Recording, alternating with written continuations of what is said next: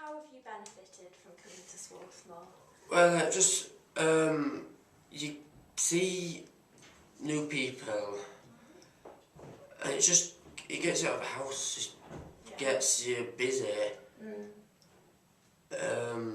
I've calmed down, have a lot of my anger since coming here, and I'm just getting more friendly now with people, because I didn't used to be like afraid and stuff. How long have you been at Swarthmore for? Just since September. Okay, so you're a newbie. Yeah. Right. How have you benefited from being here? It's helped my confidence just grow and grow. Right. Like before I came here, I was really shy, timid and quiet. Really? You wouldn't think it though, would you? No, you're very outgoing. I've been given an opportunity to be myself. Okay. You know, in school it was always quiet once you get put right at the back, teachers don't think you're going to do anything wrong. I was actually pretty happy with it because it meant teachers didn't bother me. But do you think that it was benefiting your It wasn't benefiting learning? my confidence, like there's Yeah. oh you need to do this, you just shine, you just shine. And then look at me, you're not going to shine. Oh, that's really disheartening, isn't it? How is it helping your English, doing these classes? Well, I guess I'm being more creative with just... I'm not really that... I'm kind of bland at home, I really don't do much. But I guess this is giving me like the creativity I need, because I guess recently I've just been... Well, not recently, but for a while I've been like just bored out of my wits and just a bit depressed.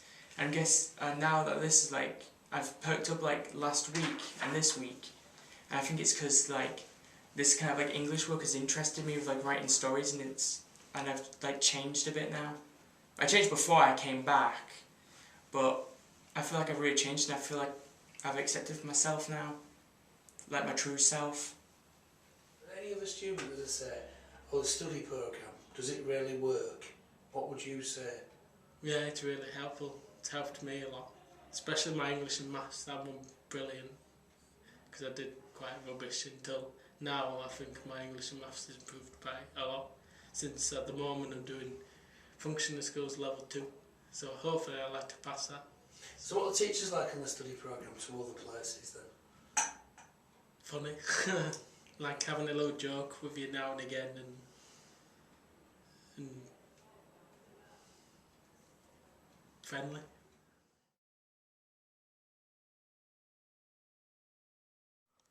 So, Alex's mum, what can you tell me about the changes you've noticed in Alex since being on the study programme?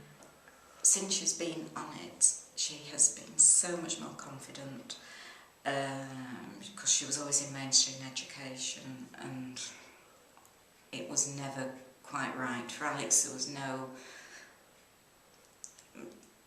good place for, you know, so we didn't seem to ever fit it right.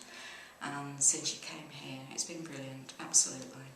She has friends for the first time in her life. Her confidence has exploded.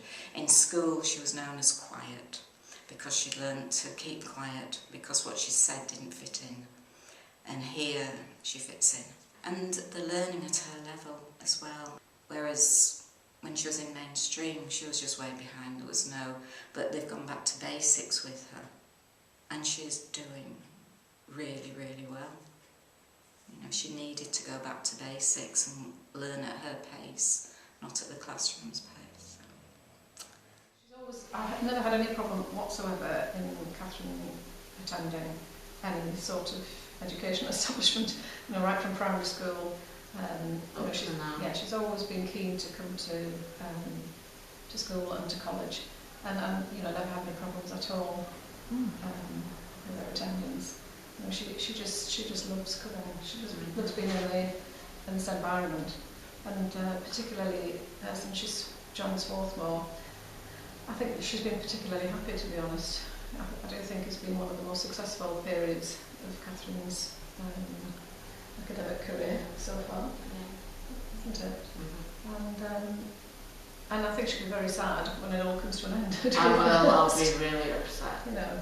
Well, that's not going to be fair. Even if I'm poorly, I still miss college and stuff. Yes. As far as literacy is concerned, I mean, she does read a lot of magazines, as in music is the main interest there. But she does, well, at the moment we're reading the Diary of Anne Frank actually, but I am actually reading it to her, or we're reading it together. But I mean, Catherine could, you know, she would be able to read it herself. As I say, I know she reads in the morning before they start the work for the day. That's part of the programme, that we'll have this reading session, and I think that's a really good thing, to be honest. She's more talkative at home. She talks about things, and generally she just loves to come. She looks forward to coming. Yeah. But I've never had no problems with Michaela anyway, so she tells me practically everything, near enough what goes on. She might forget a lot of things, but she'll tell me at the end. We say Michaela's who she is. And there's only one person going to change that, and that's Michaela herself. At school, Coral was given her timetables. Sometimes there was something in particular that she might find a little bit hard, or the noise level would get quite a lot, or it was quite challenging for her. And sometimes the teachers would pretty much say to Coral, it's okay, you can leave and go find somewhere quiet, and it would happen in one lesson and then it happened in the next, and by the end of the term half of her timetable was just, she was only doing a few lessons because they didn't want to challenge Coral's boundaries, and they just saw an easy life really, and just well keep Coral happy. So coming to the college, this college course, it tested Coral's boundaries at first, because she thought if she didn't like it, she could walk out of the class, or she could go to the cafe, you know, she could miss art because she got her hands messy and she didn't like getting her hands dirty. Or she found it hard, so she didn't want to use scissors, so she wanted to break, or she didn't want to do that.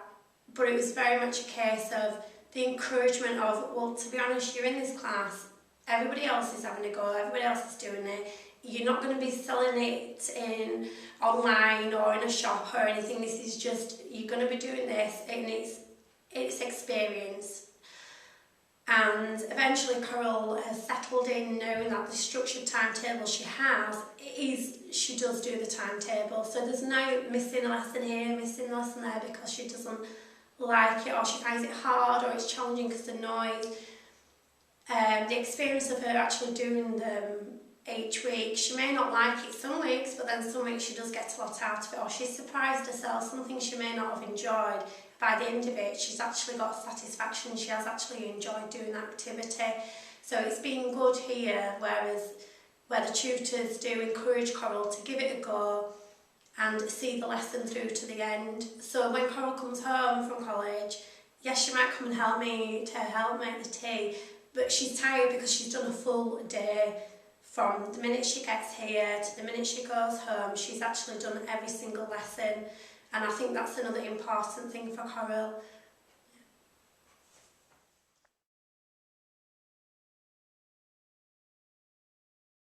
I think if anybody wants to join this course, they should do it. It's a really good opportunity to do it. So, since I'm a former student, so. Fantastic. And just to say something as well, it's now Friday and you're here voluntarily for the job club. What does that give you? What can you gain from that? Well, Matthew's off to help look for a job, full-time job, and other places opportunity for me for the future. So my first plan is going to Finchal College in Durham, and if I don't get a place there, I said I'll join Leeds City College and do apprenticeship in September with the council. So, and then after that, hopefully, I like to do level 3 as well. So. Fantastic.